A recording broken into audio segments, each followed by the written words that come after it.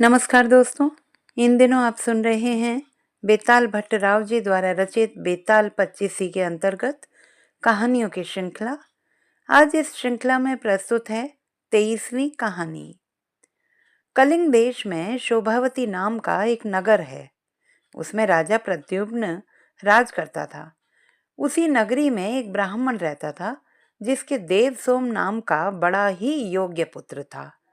जब देवसोम 16 बरस का हुआ और सारी विद्याएं सीख चुका तो एक दिन दुर्भाग्य से वह मर गया।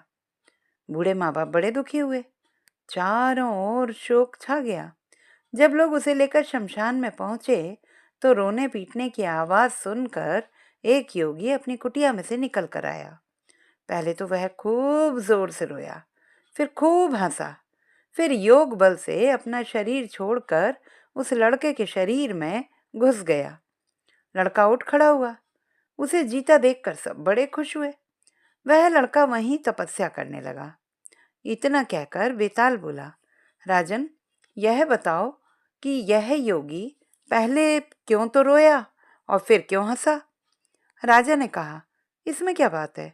वह रोया इसलिए कि जिस शरीर को उसके माँ बाप ने पाला पोसा और जिसने बहुत सी शिक्षाएं प्राप्त की, वह उसे छोड़ रहा था। हंसा इसलिए कि वह नए शरीर में प्रवेश करके और अधिक सिद्धियां प्राप्त कर सकेगा। राजा का जवाब सुनते ही वेताल फिर से पेड़ पर जा लटका। राजा जाकर उसे लाया तो रास्ते में वेताल ने कहा, हे राजन, मुझे इस बात की बड़ी खुशी है कि बिना जरा सा भी हैरान हुए तुम मेरे सवालों का जवाब देते रहे हो और बार बार आने जाने की परेशानी भी उठाते रहे हो। आज मैं तुमसे एक बहुत भारी सवाल करूंगा, सोचकर उत्तर देना। इसके बाद वेताल ने फिर एक नई कहानी सुनाई। तो दोस्तों, ये थी हमारी आज की कहानी। अगली कहानी में फिर मिलेंगे।